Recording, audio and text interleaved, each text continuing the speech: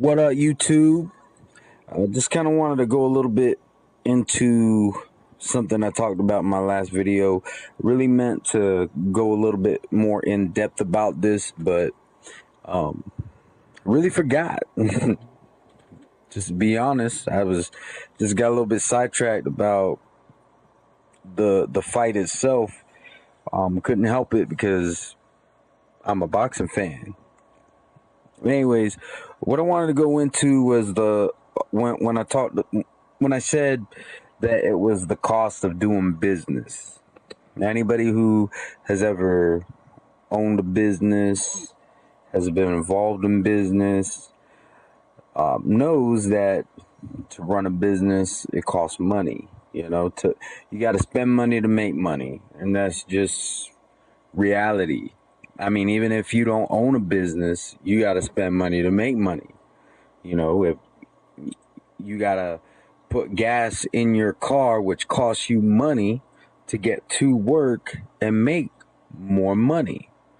So, and boxing's no different. They got to spend money to make money. And, that's what's known as the cost of doing business.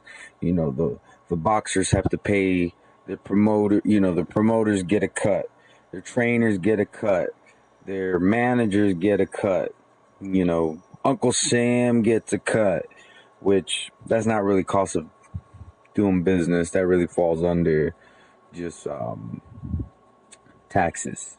But you get what I'm saying, and just using Cotto versus Canelo as an example. Canelo had to take a pay cut, and not really a pay cut. He's just not getting as big a piece of pie as Cotto is.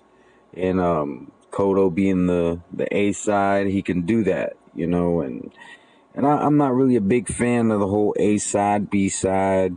I think all that is just a bunch of bullshit. Nowadays, the A side, B side is more like a license to diva. So that's why I don't really like it too much. But I mean, it is what it is. Boxing is business. There's a lot of business in boxing, a lot of politics. And I'm not saying that Cotto hasn't earned the right to be the A side, but I think if you're the A side, but you do what is right, I think that I have more respect for you. I said in my last video, I think, 35% would have been a lot more reasonable. In my opinion, it should be 60-40, but 35%, I wouldn't be mad at that. 25%, I think is just a bit, that's just a bit much. You're cutting the man way too short. You could have at least given him 35%, in my opinion. And I would have respected Cotto more for it, especially being that it's at a catchweight of 155 for a middleweight title. He has yet to fight at middleweight. Why the fuck does he have a middleweight title?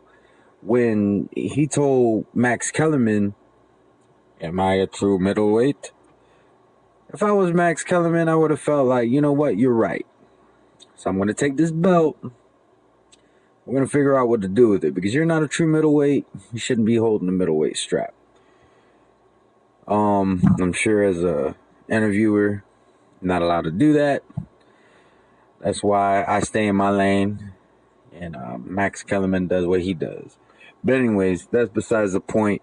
I think, Canelo accepting the ridiculous terms, I think that was just the cost of doing business. He could have whined and complained about the split, but it wasn't going to get him nowhere, So why even bother?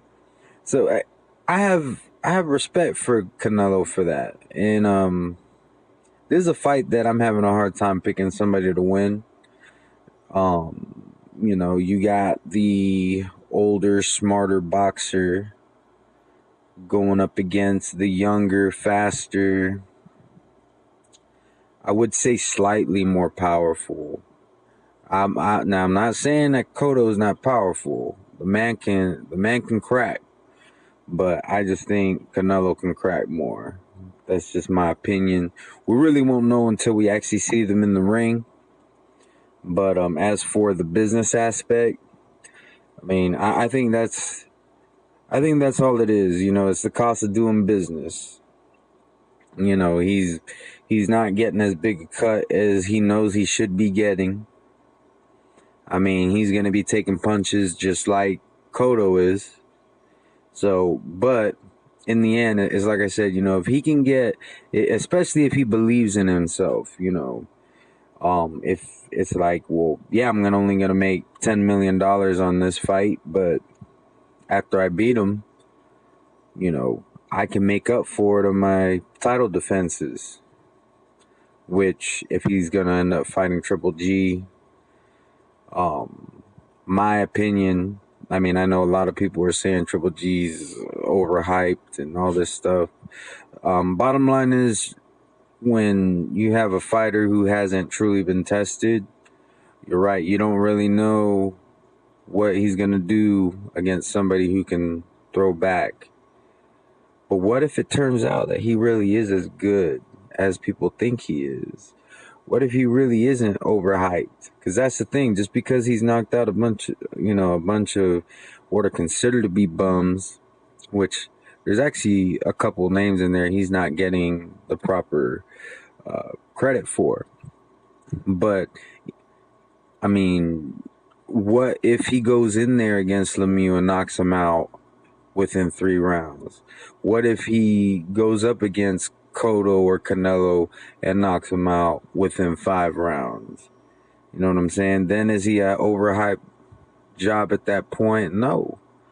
What if he were to fight Ward and knock him out? Now, I'm not saying that he does. I think I would have to favor Ward, but now I'm getting off topic. But anyways, it's just the cost of doing business. I think a lot of people are kind of jumping on Cotto a little bit more than they really should. I mean, in my opinion, he's not really stepping out of the bounds of what he's allowed to do. He is the champion, and he is the A-side.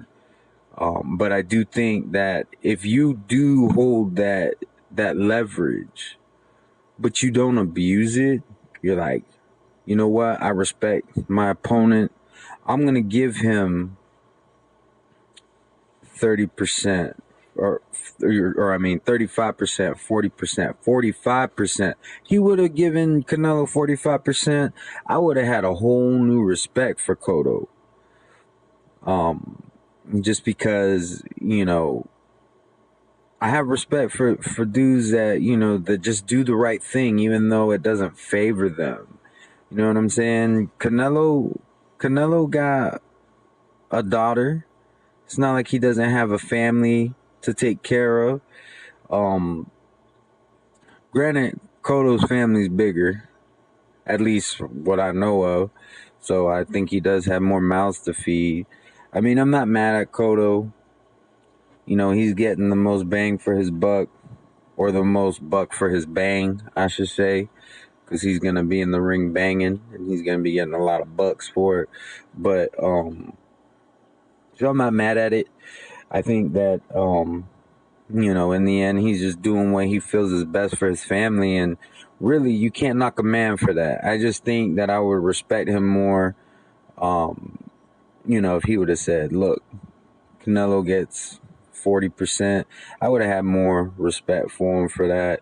But in this case, I had to give more respect to Canelo for saying, all right, I'm getting peanuts compared to what this guy's getting, but you know what? It's not gonna matter, because after I have that belt, I get to call the shots. So, that's just my take on the whole thing. It's the cost of doing business. I'm going to take a couple moments right now just to say thank you for everyone who watches and comments everybody who gets involved. Big shout out to Lucky Nang Nang. Big shout out to Jeff Cotto. Big shout out to Fancy Knowledge R4. Big shout out to Blood Boxing. Big shout out to Koran Bread and Zapata Boxing. All of y'all, I got so much respect for all of y'all. And Coach Sheldon Harrison, I gotta give a big shout out to him too. I mean, all y'all got my utmost respect. Love chatting with y'all. We all have a good time. We can have disagreements without insulting each other. I mean, I really agree with y'all for the most part, but like Coach Sheldon Harrison, he's one that I don't always agree with. But I mean, it also helps that I respect him when I comment on his videos. I don't go on there and try to troll him. I joke around just like I do with everyone else. Anybody who looks at my posts on Google Plus and my comments on YouTube and everything, you know that I cut up a whole lot. And I'm glad that everyone can tell the difference between me joking around and me being serious, putting up with, the stupid shit I say sometimes. But anyways, utmost respect to all of y'all. If I didn't mention your name, it's just I couldn't think of it right off the top of my dome at the moment. Lucky Lopez Knock It. Lopez. He's another one that I love talking to. I don't even know if he watches my videos, but I know that he, me and him, we chatted up on in Unbiased Sports. That's his group. Big shout out to Unbiased Sports. If you're not a member, I strongly suggest that you become a member, because the one thing that I can say about Unbiased Sports is, they do respect everybody's opinion, even if your opinion is not the majority opinion in the community, you will be respected.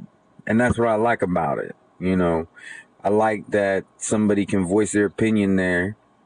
Now, don't get me wrong, people will debate you, but there's nothing wrong with debate.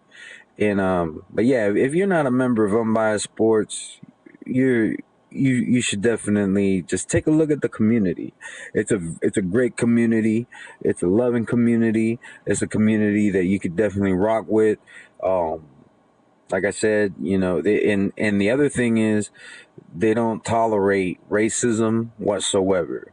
And that's a big problem that you run into on the YTBC. And I know Unbiased Sports is not just boxing and MMA. They actually, you can chat about any sport in it. But I know specifically in the YTBC, you just see a whole lot of racism, a whole lot of unnecessary shit. And it's not tolerated in Unbiased, and I've seen it happen where somebody is giving their opinion, they're being a little bit racist, and Ahmad or Lopez himself will say, hey, you're more than welcome to chat it up, but your racism is not going to be tolerated, and we're going to delete all your comments that are racist. And you know what? There's nothing wrong with that.